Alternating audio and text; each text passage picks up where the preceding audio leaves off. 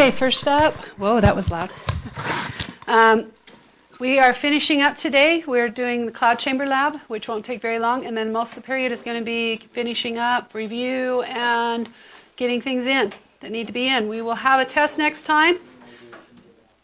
Test next time. Test next time. Test next time. You can use a half of the 3 by 5 inch card, so one side of it, one side only. Okay, so I'm trying to really, test next time. This is the last test that is for a chapter. We're going to have some other tests that we'll take, but they won't, there's really no way to study for them. Okay, so as we get started, we were at, where we at right here? Nuclear fission. Yep. Okay. So let's go ahead and get started on the next one. Nuclear fusion. So we've been talking about nuclear fission. Nuclear fusion are reactions that they require very high temperatures to start. So like the sun has fusion in it. The nuclear bombs have fusion. Okay, so they're very, very high temperatures. Okay. Nuclear fusion is the joining of two light nuclei to form a heavier nuclei or a larger nuclei. This one right here is just an example. The neutron, a neutron is usually given off when we're doing this, okay, and an amount of energy is given off. Fusion is not currently usable because we don't know how to contain the energy of it's like trying to contain a nuclear bomb going off. It's impossible right now. We just don't have the knowledge to do that. So it's extremely high temperatures and pressures in order to control it, and we just don't have that. Yes? Does it start on this page? So, nope, next page. Nope, at the bottom of that one where it says fusion, nuclear fusion. You're just filling in stuff. Oh, because we didn't do the bottom of this page. Like, we didn't do this part. We almost got to the bottom of the page, but we didn't get over this. So we didn't do this? No, we didn't. Did we do this? I don't know. Did we? Yes, we need this. Oh, there. There we are. So we're at nuclear fission? Yeah. Okay, then we'll go backwards. All right. Nuclear fission is where we have a neutron hitting a target, and it splits the nucleus into about equally sized nuclei. They're not exactly equal, but they're close. And it gives off a neutron.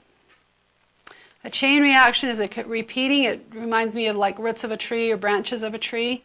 It gets just bigger and bigger. We okay to go forward? Or we?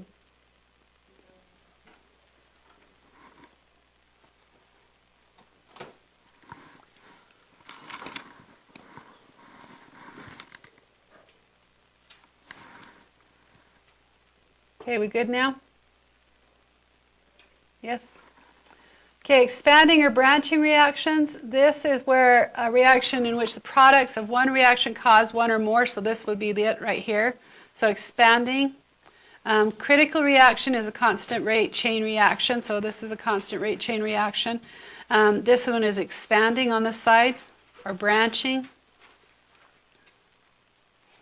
Okay, we okay to go forward? Supercritical refers to a system where the production rate of neutrons is greater than the loss of the rate of the neutrons. So, in other words, it's branching, it's making more and more and more. And okay, the rate of neutrons, and therefore the neutron population increases. So I have more and more neutrons coming out than what I'm using. And that's why we use a neutron absorber, which is like the control rods in a power plant.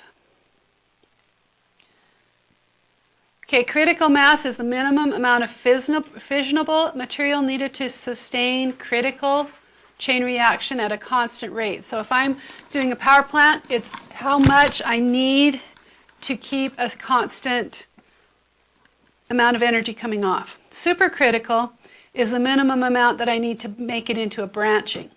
So make it bigger to increase it. So critical mass is constant rate, and supercritical, I'm increasing. Okay, we good to go? All right. So here's the equations that we had to start with. Hopefully we can get that down. Here's the first one, the second one, third, fourth, and fourth. Go back. This one is to remind you of the 3 parts of the power plant that we listened to the video on last time. The first one is the reactor core. That's in purple. The reactor core has the moderator, which is purple. It has the control rods and the fuel rods. The steam generator is its own system, which is next in the gray. The steam generator is where we get to turn the turbine. And then the cooling system is with a condenser and our big cooling towers that everybody thinks is the nuclear power plant, which is just a cooling.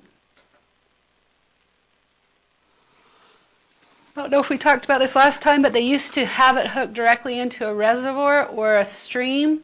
And now they don't do that anymore because they were putting out higher temperature water than they were taking in. So a wonderful trout stream would turn into a bass stream.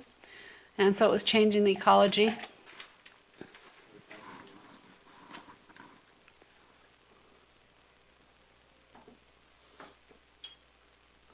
But all power plants work basically on the same system.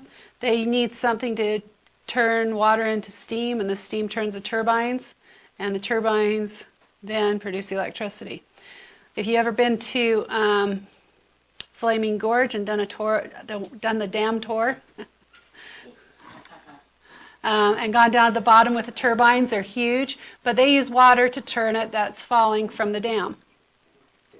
Okay, so it's just a matter of we need something to turn the turbine. Okay, so we talked about fusion. It's really high temperature. We're putting 2 smaller things now to get together. So high temperature and high pressure for fusion. Just got to remember that high temperature, high pressure, it's what's happening in the sun and what happens with nuclear bombs. So if you remember those 2 things, that will be helpful. So the sun is a continuing nuclear bomb. Right. Yes. Many going off all the time. Okay.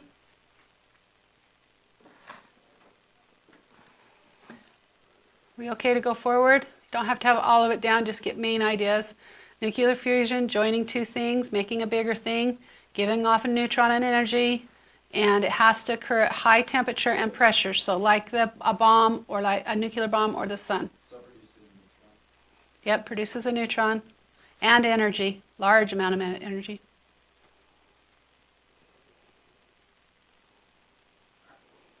Okay, we good? One more second. High temperature, high pressure. It occurs or it has to happen? Has to have it.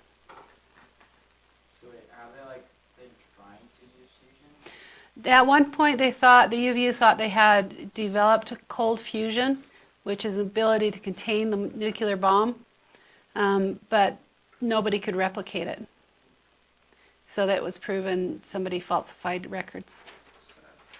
Yeah, it was. We got a lot of negative things. So basically here we've got deuterium and tritium, and they come together, hit each other, and cause fusion and make a helium and a neutron and energy.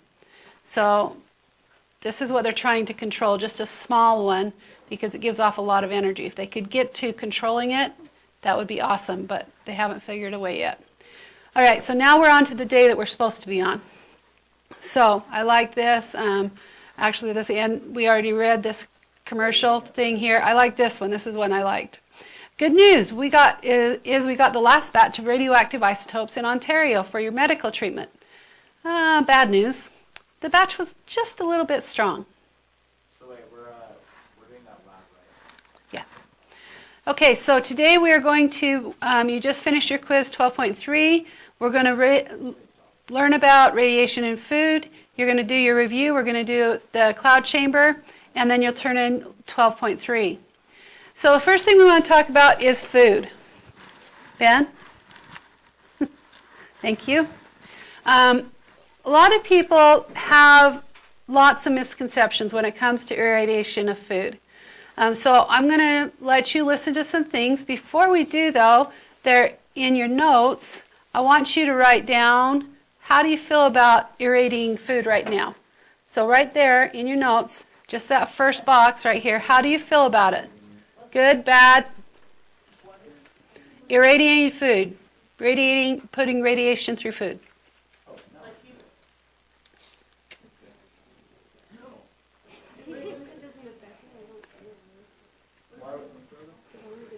Okay, don't talk about it. Just write down your feelings right now. We're going to watch a couple videos, and then we're going to write down the facts that are presented, and then you can put how you feel after. Yes? Like, why do they do that in the first place? Like, You're going to find out.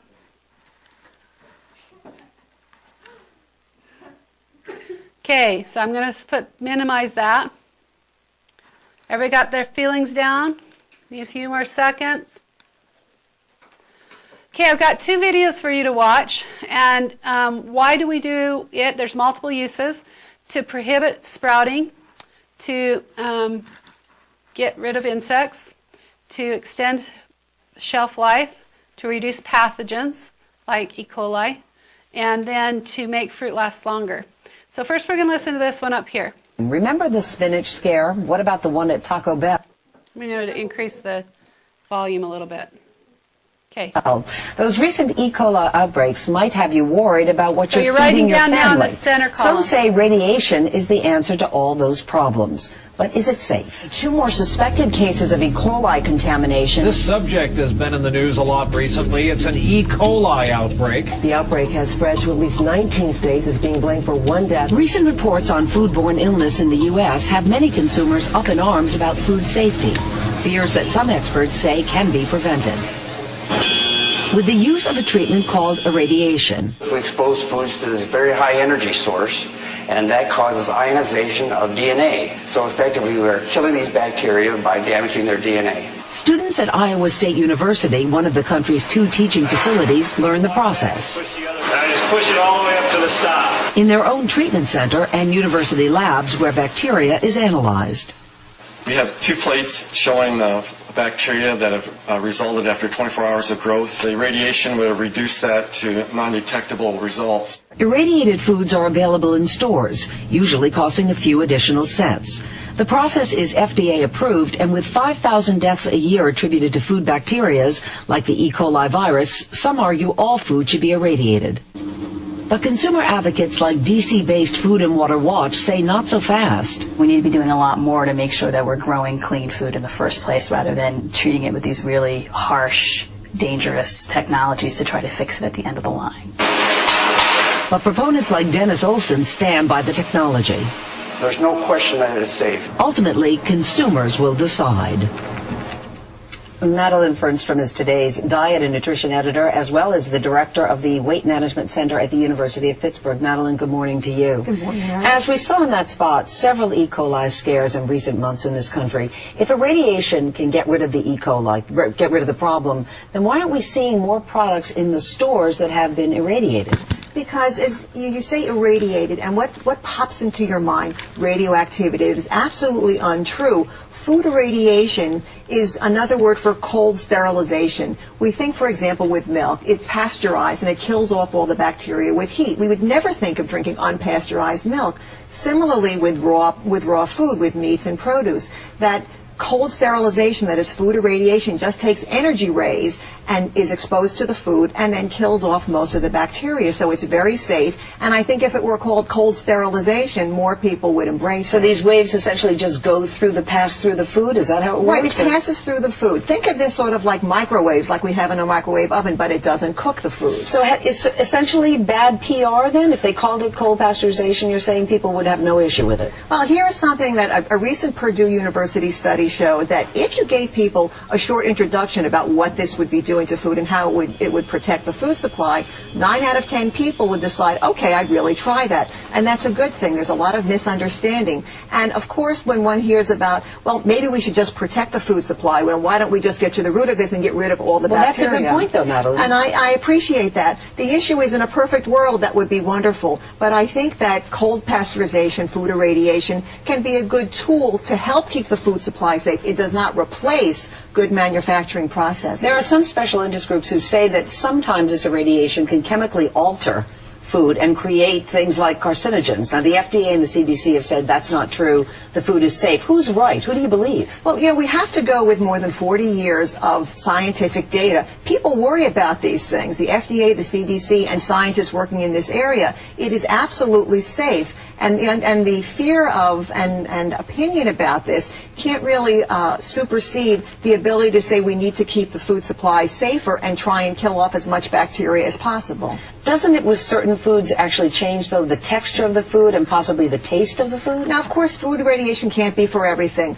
We really want to look at, things that, like potatoes and onions and some of the fruits and vegetables, that can have a change in texture and perhaps in taste. And it may not be for some of these things. Certainly for raw meats, poultry, pork, lamb, and you can even purchase some already packaged. And there's an international sign for What is the sign? How do you know if irradiation. your food has been irradiated? Well, because there's a sign that is agreed upon that's on the food. And I have to tell you, we did have a little trouble in sort of the Pennsylvania, New York, and New Jersey area finding some of this, but we did get some examples. And hopefully we'll see some more of these foods once people understand this can really help to keep the food supply At this safe. point, just so I understand, because I don't think I've ever run into this symbol in my supermarket. Maybe I just haven't been aware of it, but how much food right now in this country is irradiated? Well, very little, and I believe an estimate is about 1% of the food is irradiated. Now, it is approved to be irradiated and then sent to the supermarkets, but the debate really goes on. Will consumers purchase this? The cost issue is not significant. It's just pennies more.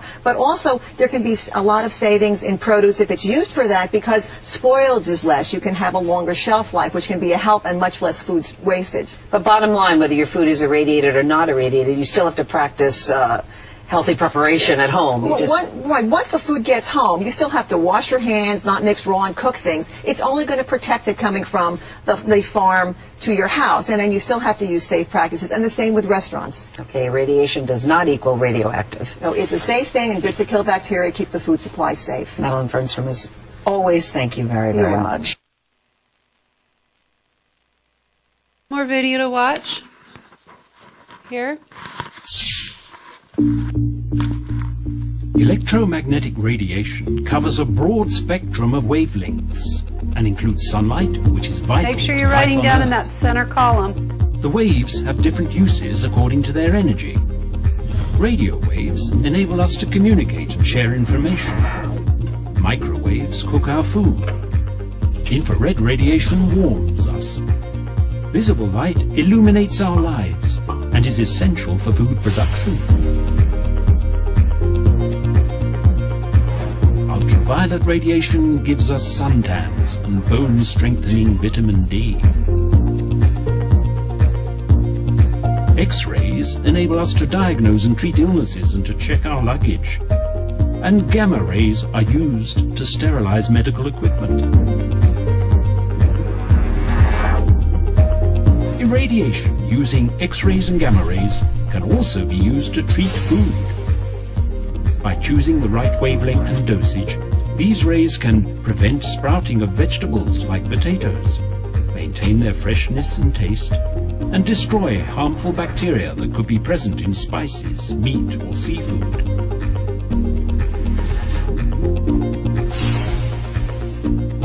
They also can rid fresh fruits and vegetables of insects that might otherwise hitchhike, spreading to other regions of the world where they could have devastating effects on the environment and agriculture. Food irradiation involves shining electromagnetic rays or beams of electrons onto food. The energy is transferred at an intensity necessary to give the desired effect. It is a cold process, so spices retain their unique flavors and aromas that would be diminished by heating. It also avoids reliance on chemical methods, such as fumigation or pesticides, to combat bacteria, insects, or other spoilage organisms. In addition, those irradiation beams pass through packaging, so the food remains protected from bacteria or insects after treatment and will remain fresh longer. Food irradiation offers a chemical-free and heat-free approach. It maintains fresh food quality, reduces the risk of foodborne diseases, and prevents the spread of exotic insects through globalized trade. Okay, take a minute, write down what you feel now in the final box.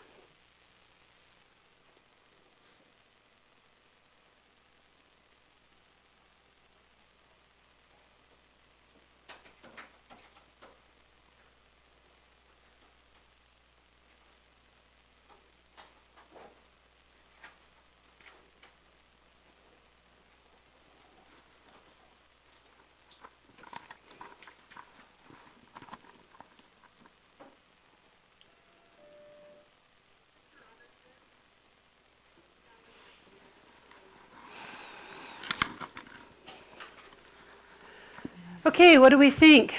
Yes, it's safe or not? Ben?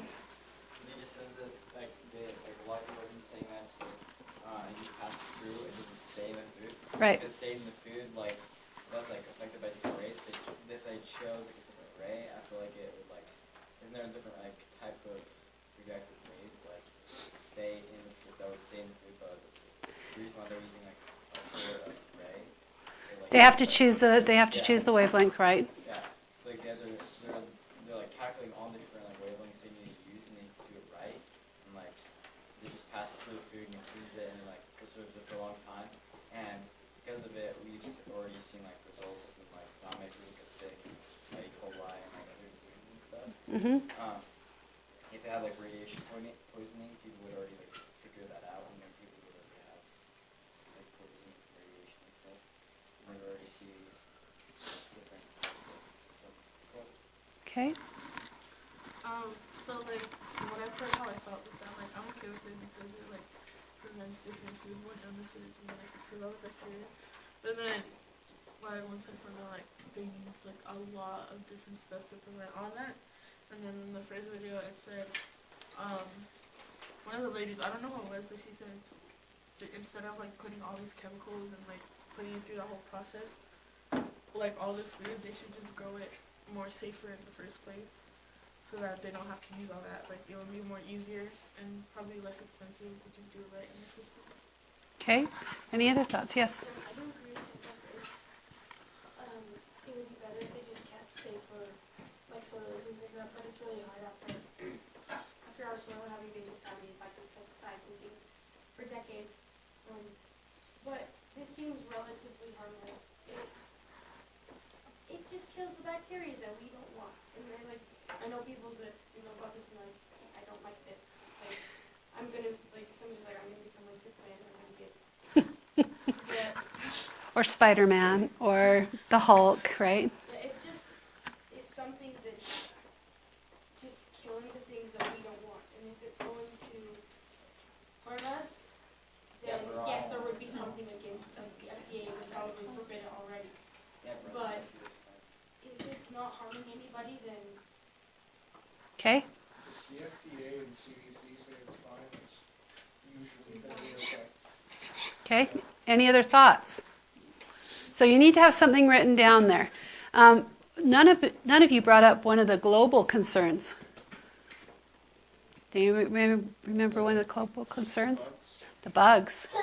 Okay. So if you have ever worked in a grocery store and you've opened up a banana box and seen the banana spiders, they are really, really, really scary. If it had been irradiated, you wouldn't have to deal with them. They would be dead. But they do have to deal with them when they open it up. So they're big spiders. They're big spiders. They're big, yeah. So like, I was in Arizona, right? And so my aunt and uncle there, they have this thing called casita, and it's like a big garage, right? Okay, so like a spider was on the wall, like a big hairy tarantula. It was like that big. Like it was massive. Yep, they can get big. I don't like spiders either, so... Oh, whoops, that's not what I wanted to do. Stop. Stop. And includes some Stop. spectrum of wavelengths. Stop. And includes Don't you just sunlight, love that? which is vital to life on Earth. Okay, let's see if we can get this The stopped. waves have different uses according to their energy. Okay, so what I wanted to say is yes, it's safe because irradiation kills foodborne pathogens and insects that can cause problems in other parts of the world. Okay, without significantly affecting the nutritional value. Now, there was another video I didn't show you, but they actually compare taste of irradiated foods to not irradiated foods, nutritional value of not irradiated foods to irradiated foods, and it was minuscule. I mean, they had a hard time telling the difference. Okay, let's go ahead and go forward here. Come on. It's like stuck. Can you see it stuck? Remember the spinach scare? What about the one at Taco Bell? Those recent E. coli outbreaks might have you worried about what you're feeding your family. Some say radiation is the answer to all those problems. Okay, so let's go to the next thing. Detecting and measuring radioactivity. We're almost done. Stick with me. So radioactivity cannot be detected by your senses. You can't walk in a room and say, oh, it's radioactive. Okay? But it does have a powerful effect. Okay? So you can't taste it, you can't see it, you can't feel it, you can't hear it, you can't smell it. Your senses can't detect it. Nuclear radiation will damage or kill rapidly dividing cells, such as bone marrow, skin, the reproductive and intestinal systems. And we talked about that last time. Cells that divide rapidly is what it kills. And that's what makes it good for cancer treatment, because it will kill those cells. We've learned how to now narrow that radiation field to a very pinpoint, so it goes to a specific point rather than the whole body. Food is irradiated, exposed to gamma radiation to kill any living organisms on the food. Yes? Okay, so it's kind of random, but like carbon monoxide, that's just a different, that's like totally different. Because like that's the thing that you can't smell. Right, right. That's totally different. Okay?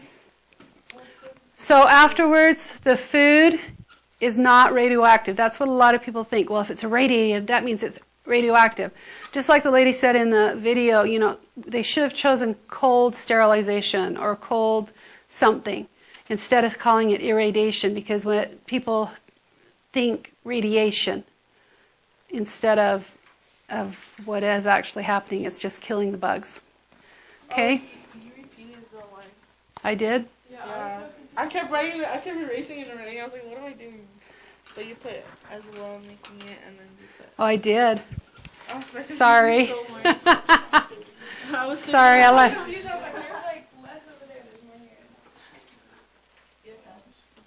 Sorry about that. I didn't mean to copy the row twice. I don't know what I did.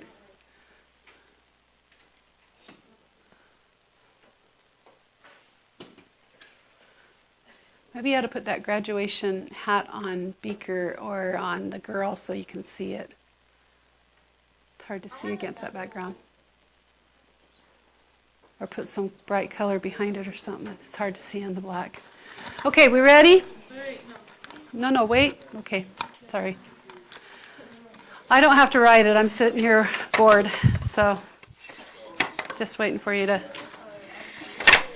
You good? Okay. Sure, whoever. Yeah, you can't really see it. I didn't even look at it until I was looking for it. Okay, so we're going to go and do cloud chamber. And let me explain the cloud chamber and what you're going to see. Okay, so cloud chamber was invented by English physicist C.T.R. Wilson in 1911. It's an instrument designed to study the trails that alpha and beta emissions make. First, the air is saturated with water or alcohol vapor. We're using isopropyl alcohol, which is just rubbing alcohol, but I'm using the 91%, not the 70 or 50 that you usually get at the store. When high-energy particles fly through the air, electrons are knocked loose, and some of them of the atoms form ions, and then the cloud is made by the condensation of that alcohol vapor on that trail, or on those ions. Okay, and you can see it. So it's sort of like, come on. So this is a cloud chamber. It's just basically two petri dishes put together and a black bottom. And then you put the alcohol inside and you set it on dry ice. The dry ice that I have is not powdered. I left it whole so it would last the whole day.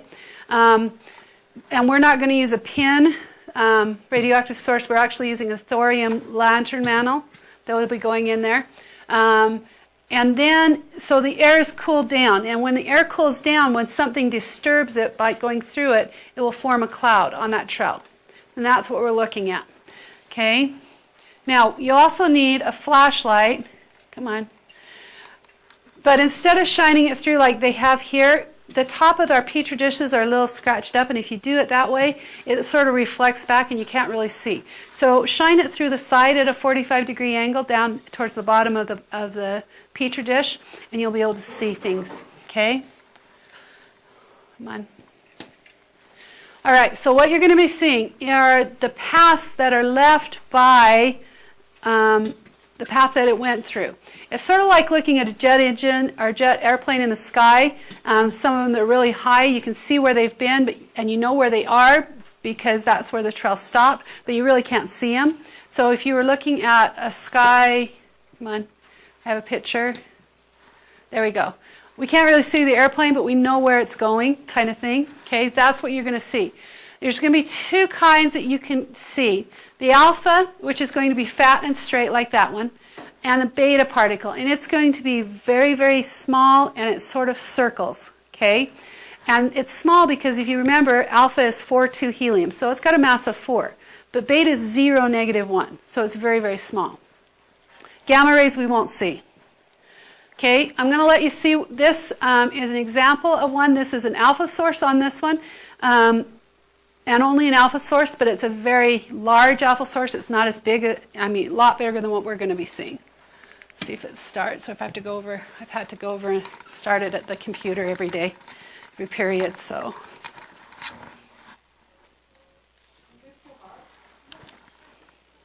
So this is what you're going to be looking for. Everybody looking? Okay, so this is alpha particles coming off.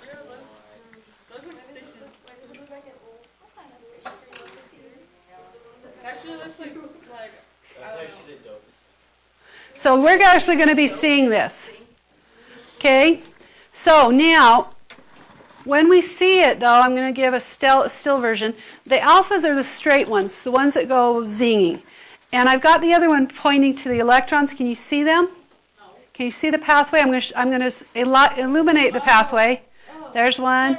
There's one. Can you see it? Now I'm going to go back, maybe, and let you see what it looked like without me highlighting it. Can you see them?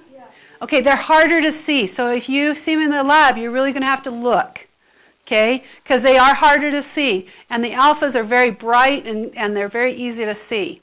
So there's some different electron ones going off. Remember that this one has a mass of 4, so it's going to be a lot bigger than this one over here, as far as the pathway that is given. So this lab takes a few minutes for me to set up, and I have to set it up every period. So while I'm doing that, I'm going to have you be working on the part of the lab that you're going to do without being back there, and the review, because next time is test day. And I know it says test day U. So just remember, you need to be ready for test day. The rest of the stuff is behind this little cartoon, and I forgot to fix it. Okay, so remember to be ready for test day. You may have a 3x5 card, only one side only, if you like to. Let me come back out of here. I'm going to put that back up, and I'm going to come back to where we were looking at this. I'm going to come down to where you are, right here. So remember, the 45-degree angle needs to be in this side of it, right here, not on top. Okay? This is what you'll fill out when you go back there, just that part. That's it. That's all you needed to do back in lab. So this part right here, well, you also ask what particles you thought you were observed. So when we get to practice right here, I'm going to do a couple things with you. So go there, and you'll have some of it filled out by the time I go back. So, number 1, A, uranium-238. What do I write? How do I start a nuclear equation? 238 on top. Oh, great. It's all off. Just a second. Come on.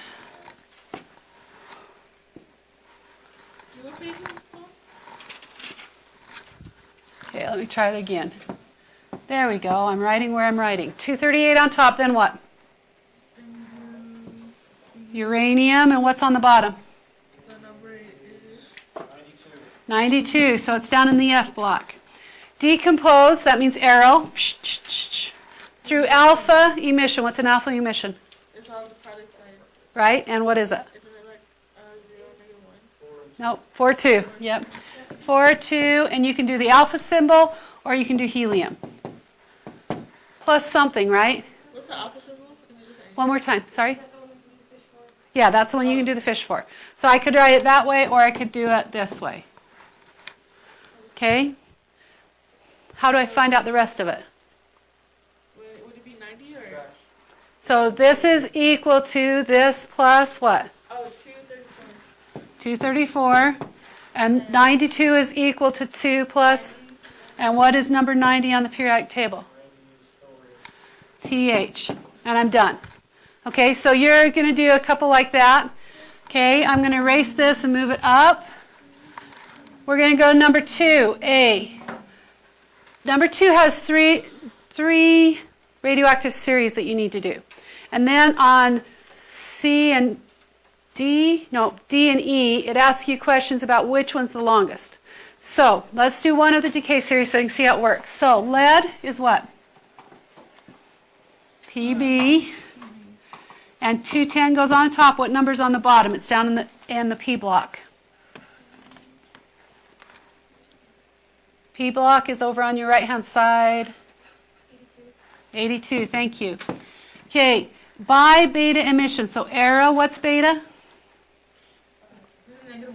0, -1, and you can do it with a B or with an E. Okay, and then I know I have to have something else, right? Because both sides have to be equal. And then you have to add it, right? So 210 is equal to 0 plus 210, and 82 is equal to -1 plus 83. What is number 83? BI. Now, it's a decay series. So then this product decomposes. So I bring this product over. Decomposes. Oh, I forgot. This one was 21 years. So I'm also going to put 21.0 years because on D and E it's going to ask you about which one's takes the longest amount of time, which one takes the shortest. And if I've put them all up in front on top of the arrows, it'll be fast and easy to look at. Okay? So this one also 0, -1, beta, plus what?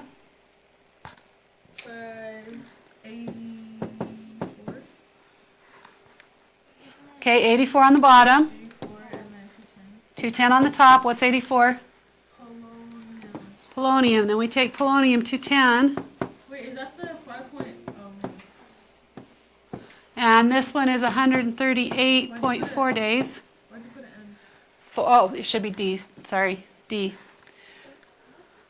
Okay, and it's going to decompose by alpha, which is 4,2 helium, or 4,2 the fish. Okay, and we get what? You get 82 or 80, yeah, 82 on the bottom. What's on the top? 206 on the top, and what is 82? PB. Okay, so I can compare really quickly, if I set this up, what this one is compared to B and C. And then I say, oh, this is the same, oh, maybe that's different, maybe that's different. Which one's longer? Which one's shorter? How do you even compare it if they're different? So you look at how long it is. Is it days or months or minutes or whatever? But what number are we looking at to see which one's? So you're looking at what you put down the center for which one's longer. So this one would take 21 years and about 143 days. Then I'd look at the next one, see how long it took overall. Okay? So you're wanting to see which one's going to be done fastest, which pathway. So this is one pathway. This one would be another pathway where I'd redo it again. So wait. Come on. So this would be another pathway that I do would have 3 equations. This would be another pathway that have 3 equations. And notice they have the 21 years, but then they have that many days and then that many minutes, this many years, this many minutes, and this many minutes. So I need to find out which one's shortest, which one's longest. Okay? All right, so we're going to go past that really quick. Sorry. And then we get to this one. What's the purpose of the dry ice in the lab? What did I tell you? Does anybody remember?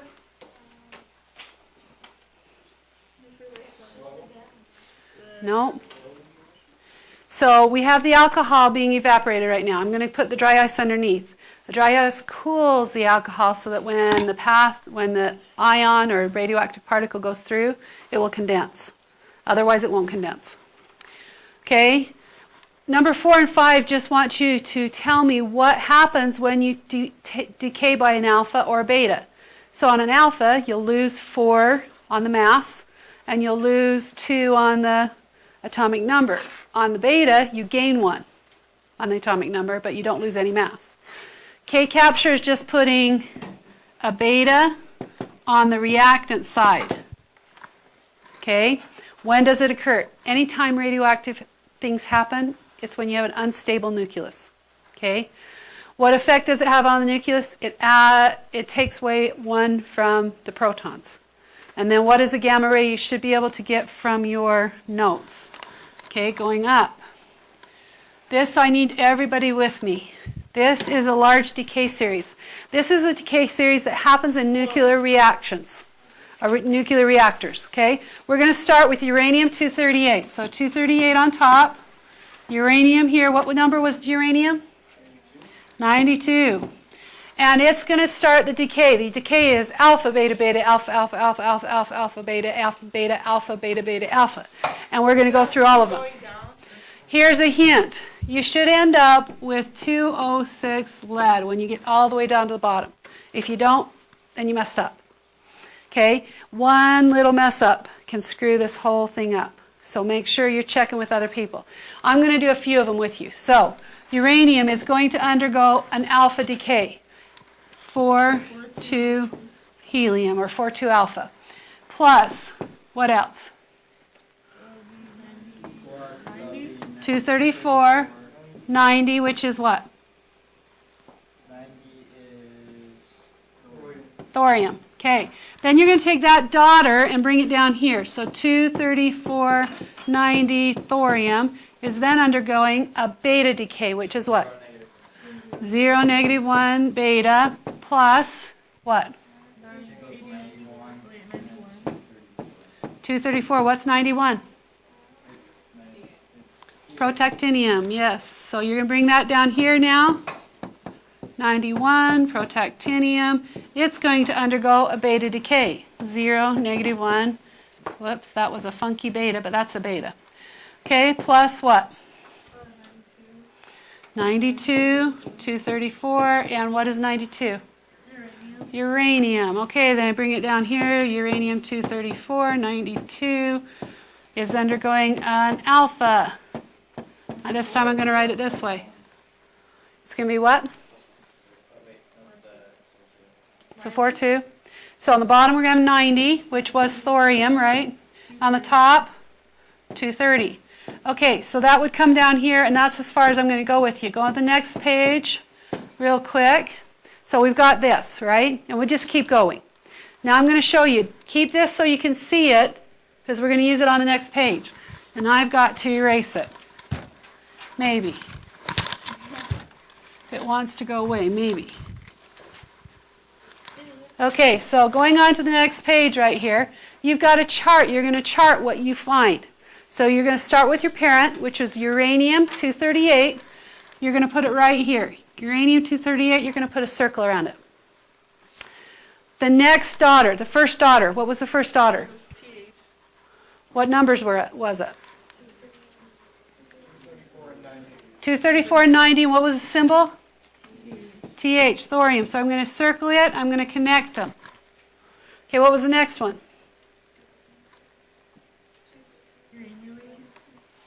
234, 91, which was protactinium, right? I'm going to connect them. The next one was uranium-234, which goes right here, right? I'm going to connect them. And you're going to end up, hopefully, with lead-206 when you get done.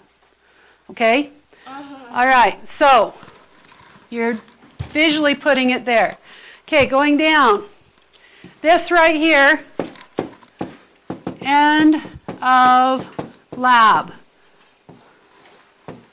So up to that point is where you're going to submit to lab, from where it starts the lab to there.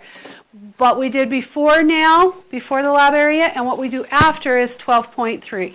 Okay? So looking at 12.3 now, looking really quickly, it is just writing equations, filling them in. This is the review. Writing equations from words. Yes, Ben? Okay. And then half-life. Okay. Identifying what way, what particles would go. I'm giving you which ones, label where they would be. what happens, what from our notes kind of stuff, what is radiation sickness, why is radiation harmful, and the nuclear power plant. Okay? So that's what you need to do while I'm getting set up, and after we take you back, then what you do till the finish the end. If you have not got your quizzes retaken, if you have not turned in any of your assignments, if you have not turned in any of your labs, please do that. Okay? May 14th, last day for late work. Okay? Yes? So for the lab, is it included in 12.2? No, this lab, the up until the bottom of that page that I showed you, that is a cloud chamber lab. Okay, so before the cloud chamber, where it said before we started, it said cloud chamber, that's 12.3, and after the cloud chamber is 12.3. Okay, I'm going to show you one more thing before I let you go here. See if I can find it real quickly, right here. Okay, so if you go into, I'm going to go back to home real quick. If you go into where you saw nuclear chemistry and go to end of year project. Everybody see that? And you click on end of year daily schedule. End of year daily schedule. That tells you what we're doing till the end of the year. It also tells you who is doing what day, and what order you're going to be in. So we have in this class 2 each period. So you have half the period to do your presentation. Okay? You should be about 30 minutes, at least. Okay, but we're a smaller class, so you get about half the period. So you get a little time to set up, then you can start and do a little bit of time for transition. Okay, so make sure that you are ready to go on your date, and this is the order we're doing them in. Okay, questions? Okay, if you are a sophomore, not next time, but the time after is when you do your Aspire testing for science. Okay? It's a Thursday, yeah. No, I thought it was math. Well, math and science take turns. It's in your math class and in your science classes where you take your science and math. I know. Okay, so let it know. If you're a sophomore, you're going to take that test. If you're senior or junior, you take Alex and you do a science screener. Yeah. What is that? So you know how you have Alex for math? There's Alex for chemistry. What if I don't have either? Well, you'll see. You'll see when we get there. Okay. I haven't had math or chemistry in a whole year. Okay. Any other questions? I'm going to let you work. I'll call you back when it's ready and set up and ready to roll. Yes, ma'am. Yes. Is it a test? Yes. What? Okay, I'm going to leave this one up so you can sort of see who is the first day there. I suck at math. That's